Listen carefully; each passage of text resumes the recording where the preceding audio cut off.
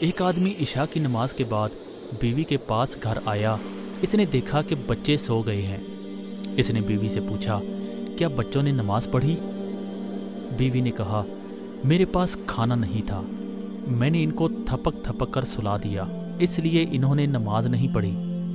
شوہر نے کہا، انہیں جگا دو۔ بیوی نے کہا، اگر آپ ان کو جگائیں تو وہ بھوک سے روئیں گے اور کھانا بھی تو نہیں ہے۔ شوہر نے کہا، سنو، مجھ پر فرض ہے ان کو نماز کا حکم دوں، ان کی روزی میرے ذمہ نہیں ہے، انہیں جگاؤ، ان کا رزق خدا تعالیٰ کے ذمہ ہے۔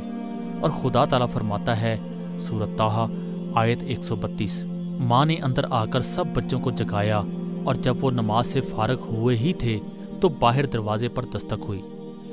ایک امیر آدمی دسترخوان اٹھائے ہوئے کھڑا تھا جس پر انتہائی لذیذ کھانا موجود تھا۔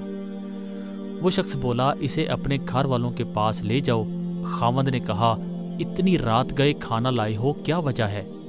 امیر آدمی نے جواباً کہا، ملک کا ایک امیر شخص میرے پاس آیا، میں نے اسے یہ کھانا پیش کیا تو اس سے پہلے کہ وہ کچھ کھاتا ہمارے درمیان جھگڑا ہو گیا۔ اس نے قسم کھائی کہ میں کچھ نہیں کھاؤں گا اور باہر چلا آیا۔ میں نے کھانا اٹھایا اور کہا، جہاں بھی وہ جائے گا میں کھانا اس کے پاس لے جاؤں گا۔ خدا کی قسم، وہ آپ کے دروازے پر آ کر غائب ہو گیا ہے۔ خدا کی قسم، مجھے لگتا ہے کہ وہ مجھے آپ کے پاس لایا ہے۔ جب بندہ دل جمی اور توکل کے ساتھ رب العالمین کی عبادت کرتا ہے تو اللہ تعالیٰ ہر قسم کے رزق کے دروازے کھول دیتا ہے، پھر وہ رزق اولاد کی صورت میں ہو، مال کی صورت میں ہو، منصب و شہرت کی صورت میں ہو، یا حسن و جمال کی شکل میں۔